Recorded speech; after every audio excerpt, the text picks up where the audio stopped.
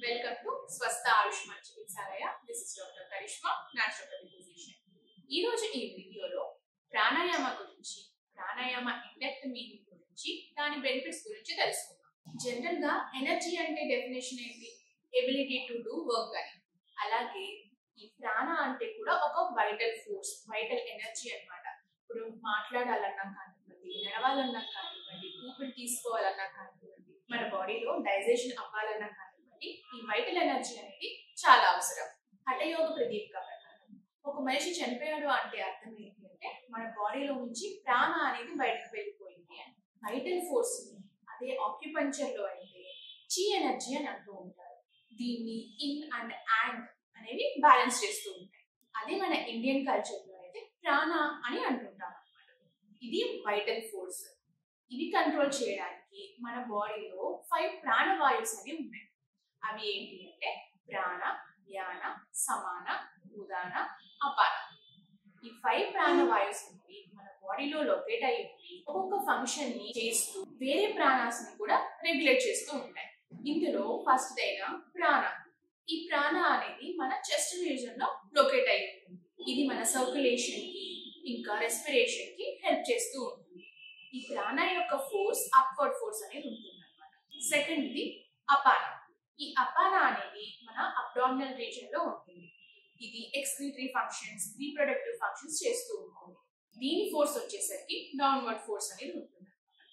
Third the సమాన.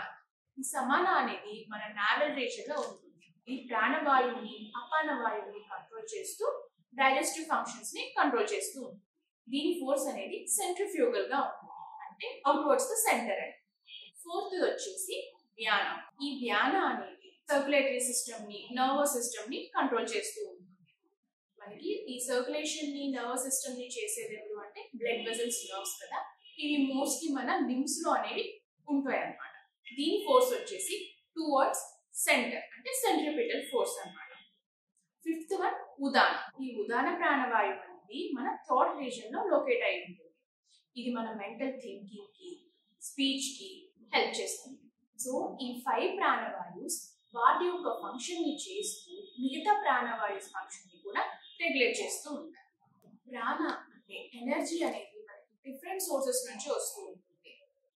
Like food నుంచి వస్తుంది, ఎయిర్ నుంచి వస్తుంది, వాటర్ నుంచి వస్తుంది, స్లీప్ నుంచి వస్తుంది. ఇలా డిఫరెంట్ సోర్సెస్ నుంచి మనకి ప్రాణ అనేది వస్తూ ఉంటుంది. ఈ ప్రాణాయామంలో మనం ఎయిర్ ని యూజ్ చేసుకొని ఎనర్జీని రెగ్యులేట్ చేసుకుంటూ ఉంటాం మన బాడీలో. జనరల్ గా మనం ప్రాణాయామ చేసేటప్పుడు ఎలాగైతే energies neither created nor destroyed and it transforms from one form to other form అని ఎలా అయితే మనం చదువుకున్నామో, అలాగే ఈ ప్రాణ కూడా మన బాడీలో మనం పుట్టిన దగ్గర నుంచి చనిపోయేంత వరకు ఈ ప్రాణ ఎనర్జీ అనేది మాడ్యులేట్ అవుతూ ఒకసారి పెరుగుతూ ఒకసారి తగ్గుతూ బ్యాలెన్స్ చేసుకుంటూ ఉంటుంది. జనరల్ గా మనం ఇన్వాలంటరీ బ్రీతింగ్ తీసుకునేటప్పుడు మన ఇన్హలేషన్స్, ఎక్సలేషన్స్ అనేవి కంప్లీట్ గా ఉండవన్నమాట. అదే ప్రాణాయామంలో అయితే మనకి 3 స్టేజెస్ ఆఫ్ బ్రీతింగ్ అనేది ఉంటుంది. అవేంటి అంటే పూరక, రేచక, కుంభక. పూరక అంటే ఇన్హలేషన్, రేచక అంటే ఎక్సలేషన్, కుంభక అంటే హోల్డింగ్. సో ఈ 3 స్టెప్స్ యూజ్ చేసి మనం ప్రాణాయామం అనేది చేస్తాం. సో ఈ 3 స్టెప్స్ చేయడం వల్ల మన లంగ్స్ లో ఉన్న ఆల్వియోలర్ లెవెల్లో గ్యాసెస్ ఎక్స్చేంజ్ అనేది జరుగుతుంది. ఇంకా ఇందులో మనం ర్యాపిడ్ బ్రీతింగ్స్ కూడా చేస్తుంటాం కాబట్టి మన బాడీలో రెసిడ్యూల్ కార్బన్ డైఆక్సైడ్ అనేది బయటకు వెళ్ళిపోయి ఆక్సిజన్ అబ్సార్ప్షన్ అనేది పెరుగుతుంది.